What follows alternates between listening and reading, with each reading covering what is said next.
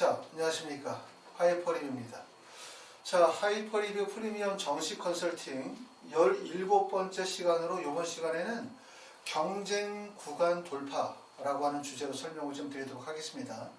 아마 지금쯤 이제 정식 원서 접수가 차츰 다가옴에 따라서 많은 학생과 학부모님들이 걱정이 많으시고 또 하루 종일 컴퓨터에 매달려 계시겠죠, 그렇죠? 하지만 꼭 아셔야 되는 점은 뭐냐면 여러분들이 지금 보고 있는 입시 데이터, 정보, 모든 것들의 가장 핵심은 뭐냐면 나와 내 앞에 있는 사람과의 거리를 측정하는 데 활용이 되어질 뿐이라는 거예요.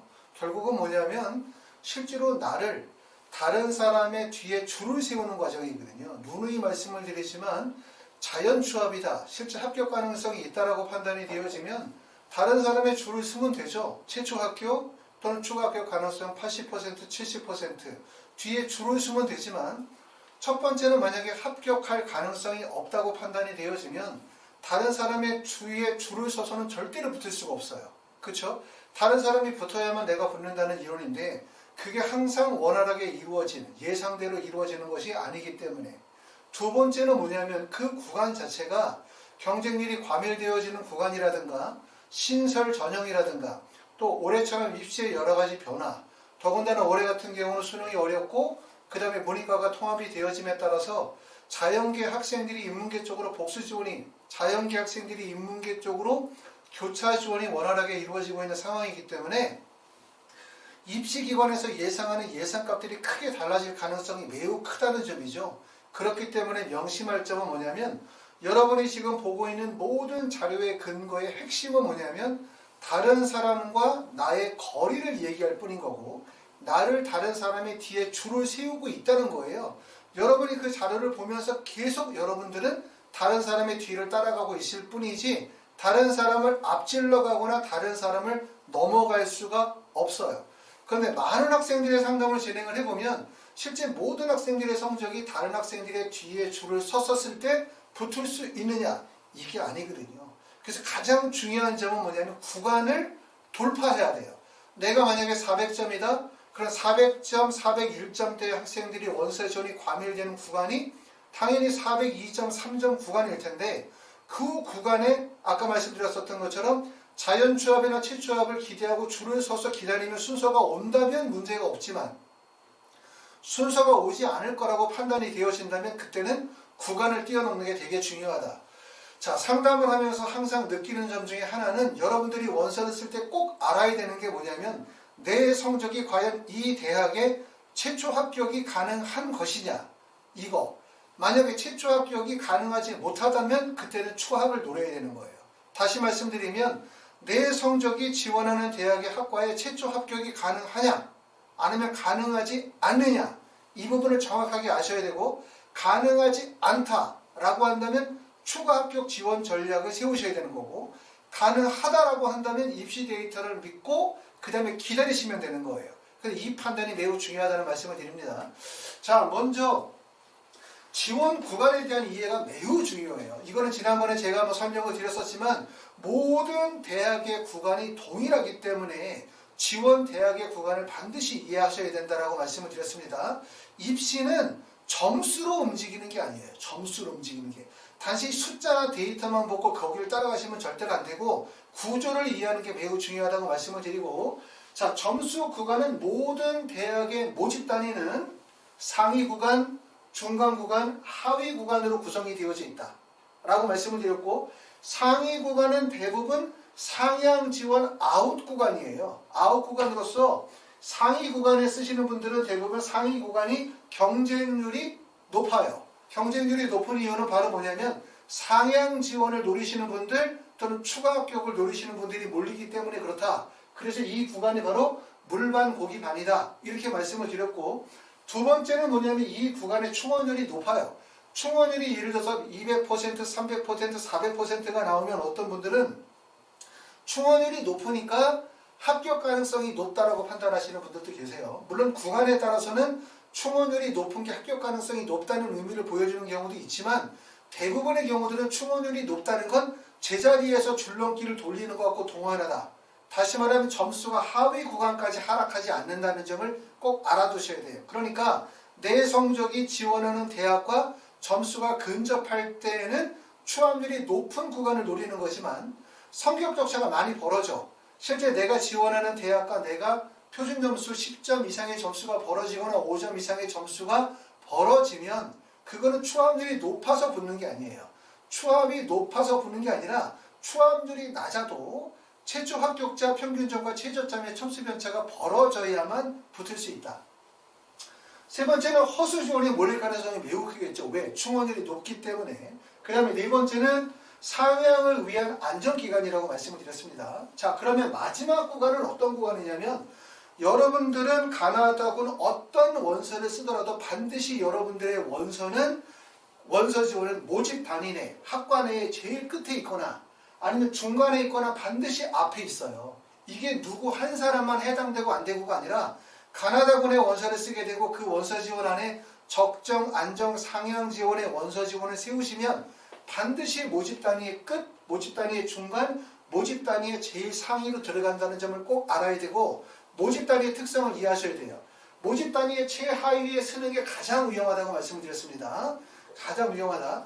여러분들이 이제 입시 기간에 데이터를 집어넣고 나면 추가 합격 가능성 70%, 80% 또는 불합격, 추하 뜨는 구간이 바로 이 구간인데 문제는 뭐냐면 내가 추가 합격 가능성이 50%라고 한다면 내 앞에 추합 가능성 70%, 80%, 90%가 있을 거고 얘네들은 추합 가능성이 높으면 높을수록 그 하위 구간에 계속 밀착을 할 거라는 거예요. 그렇기 때문에 결국은 뒤까지 순서가 오지 않을 가능성이 매우 높은데 이 하위 구간은 대부분 상향인 구간이에요. 들어오는 구간이고 이 구간은 보통 경쟁률이 매우 높아요. 왜?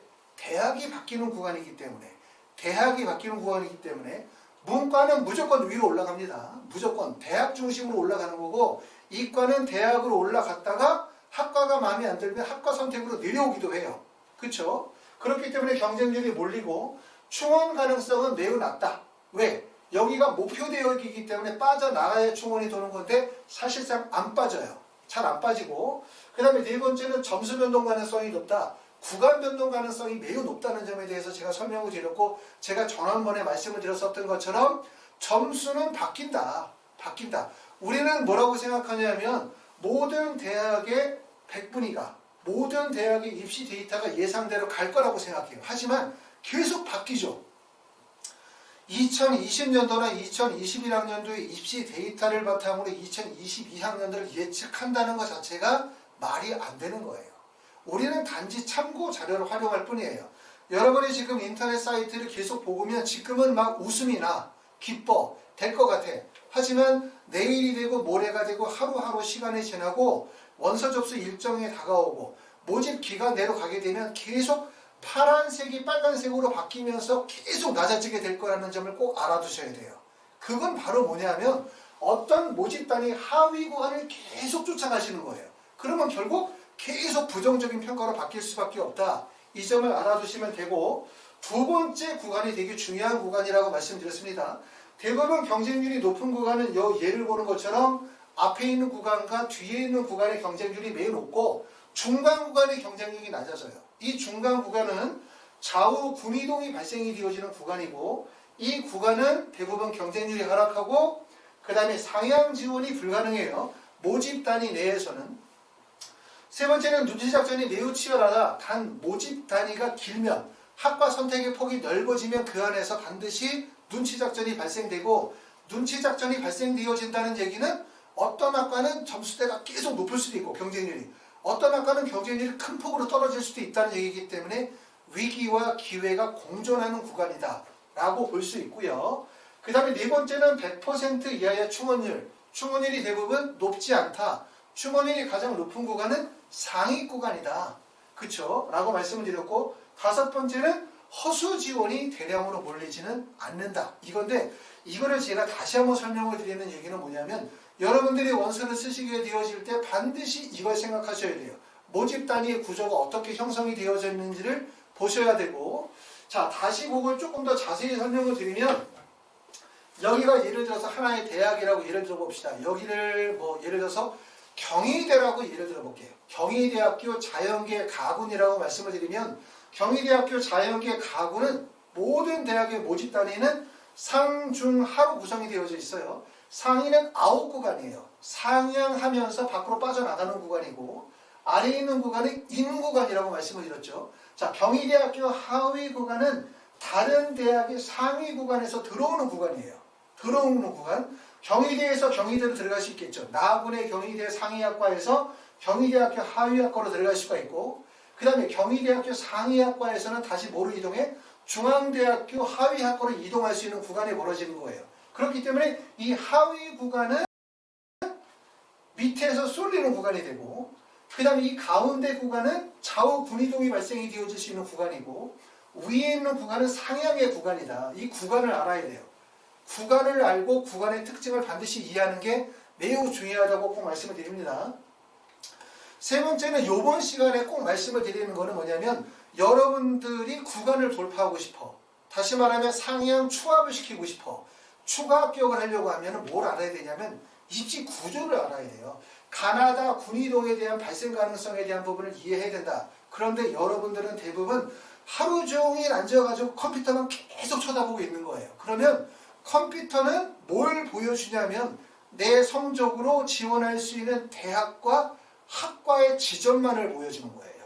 그걸 봐가지고는 전반적인 입시의 흐름을 알 수가 없어요. 지금 여기서 보시면 가군, 나군, 다군이 있습니다. 그렇죠? 가군에 보면 가군에 예를 들어서 390점이라고 되어져 있죠. 이 390점은 국어, 영어, 수학, 탐구의 표준점수 합을 얘기를 하고 있는 거고 건국대학교 생물공학과가 390점이다. 그럼 390점의 원서를 쓴 학생들이라고 한다면 과연 어디로 이동할까를 생각을 해봅시다. 건국대학교 기계항공, 건국대학교 화학공학과니까 건국대학교 생명공학과는 건국대학교 화학공학보다는 낮은 학과이긴 하지만 건국대학교 물리학과 385점의 하위 학과가 있기 때문에 이 구간은 바로 어떤 구간이라고 말씀을 드릴 수가 있냐면 조금 전에 말씀드렸던 것처럼 좌우 군이동이 발생이 될 수 있는 구간이에요. 그럼 이 좌우 군이동이 발생이 될 수 있는 이 구간에서는 첫 번째 대학과 학과의 선택이 가능해요. 그러니까 학생들이 나군으로 이동을 하면서 건국대에서 시립대로 391점대로 시립대로 이동하면서 학과를 기계정보나 컴퓨터공학과로 바꿀 수 있겠죠. 생물공학과가 마음에 안 드시는 분들은 또 만약에 시립대가 건국대보다 약간 상향이라고 생각하면 대학이 바뀔 수 있는 지점이라는 점 이걸 꼭 알아두실 필요가 있습니다.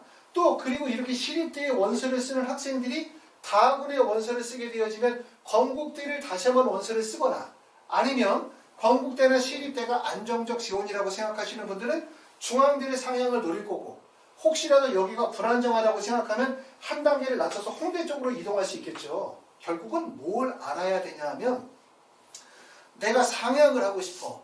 내가 추가 합격을 하고 싶어. 내가 높은 대학을 가고 싶어. 그러면 결국은 뭐냐면 가나 가군의 군이동이 어떻게 발생이 되어지는지 390점을 맞은 학생들이 어떻게 이동하는지 나는 390점이 아니야.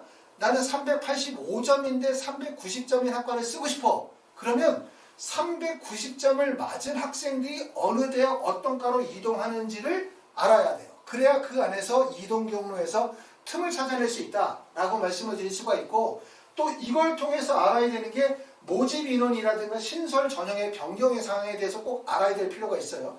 조금 전에 말씀을 드렸었던 것처럼 경희대, 건국대 이 라인에서 달라지는 점이 뭐가 있냐라고 말씀을 드리면 가장 핵심은 이거죠. 시립대가 지금 나군에 있다는 거예요. 나군에. 시립대가 전년도에 자연계는 어디 있었죠? 가군에 있었단 말이에요. 가군에 시립대가 있고 경희대가 있었어요. 그렇기 때문에 어떻게 보면은 경희대나 건국대는 전년도에 충원율이 높지 않았단 말이에요. 그런데 시립대가 올해 어디로 이동을 했어? 지금 보시는 것처럼 나군으로 이동을 했죠. 시립대가 나군으로 이동하면 시립대는 결국은 뭐냐면 경희대하고 시립대하고 같이 있다가 시립대가 나군으로 이동을 했다는 얘기는 시립대의 전략이 경희대의 중하위권의 학생들을 받겠다는 거예요. 시립대의 상위권 학과로. 그럼 경희대의 중하위권의 학생들이 시립대로 이동할 가능성이 높아진 거고 마찬가지로 건국대도 이동할 가능성이 높아지는 거죠. 결국 이동할 가능성이 높아지면 충원율이 높아질 거고 충원율이 높아지면 점수 구간이 벌어질 거다. 그렇기 때문에 결국은 뭐냐면 이렇게 모집 인원이나 신설학과의 변경이 어떻게 발생이 되어지는지를 꼭 아셔야 된다라고 말씀을 드리고, 사실 이 내용이 그렇게 대단한 내용은 아니거든요. 제가 그 많은 분들을 상담을 하면서 여러 그 컨설팅의 자료들을 활용하는 자료 중에 있는데, 그 자료 중에 제가 활용하는 몇 가지 자료 중에 하나의 자료가 있어요. 그 자료를 제가 유튜브 하단에 링크하시면 저희 블로그에서 다운을 받으실 수 있도록 제가 해드릴 겁니다. 그 자료에서는 2022학년도 인문계 자연계열 가나다 군에 대한 표를 보실 수가 있어요. 이 표를 보시면 뭘 아실 수 있냐면 390점의 학생이 가군, 나군, 다군으로 어떻게 이동할 수 있는지에 대한 이동 경로를 추측할 수 있고, 그리고 2021학년도 자료와 2022학년도 자료를 비교해서 보시면 조금처럼 2021학년도에는 성균관대가 아니라 건국대나 경희대, 시립대가 가군에 동시에 있었는데 2022학년도로 가면서 시립대가 나군으로 이동하면서 말 그대로 경희대와 건국대의 2021학년도에는 기회가 발생이 되겠구나 라고 하는 입시의 변화들을 확인하실 수가 있습니다.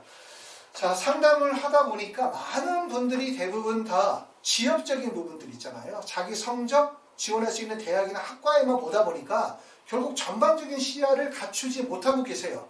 하루 종일 컴퓨터만 쳐다보니까 결국은 한 부분만을 보고 계시더라. 그렇기 때문에 그렇게 해서는 절대로 상위대학에 합격을 하실 수가 없습니다. 그렇기 때문에 유튜브 하단에 제가 올려드리는 이 내용을 좀 보시면서 전반적으로 내가 가고자 하는 대학이 350점이다 또는 380점이다 390점이다 400점이다 라고 한다면 그 구간의 학생들이 어떻게 이동하는지, 실제 어디에서 기회 구간이 발생이 되는지, 어디에서 취업의 가능성이 있는지, 또 얼마나 인원이 늘었는지, 이런 부분들을 세밀하게 체크하시면 기회 구간을 반드시 찾아내실 수 있을 거라고 생각합니다.